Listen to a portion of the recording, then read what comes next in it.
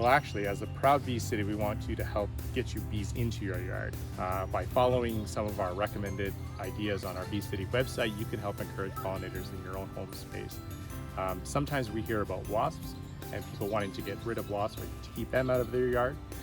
But most of our bees that we have are actually not harmful and won't bother you if you tend to leave them alone as well. So we would encourage you to try and create the habitat to help save the bees. That's another great question, and part of our goal for Bee City Kitchener is trying to create habitat for a lot of the native bees we have here in Ontario. In Canada, there's over 800 different kinds of bees, so we have a great variety and a great diversity.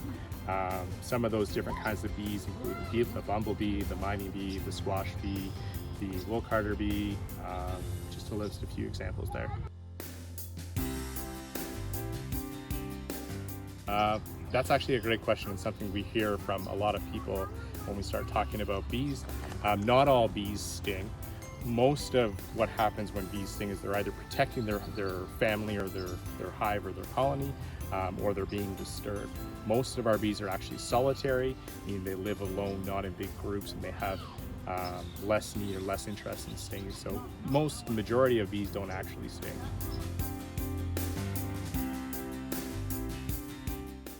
Bumblebees, much like honeybees, will live in colonies, meaning they live in a group, a social family or a group, and have queens and worker bees.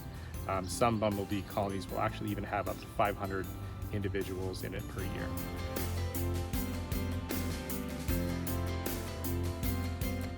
A very simple thing that you can do to celebrate pollinators during Pollinator Week is to take the Pollinator Pledge, which is located on the Bee City Canada website, and it's the statement you can make to help care for pollinators in your community.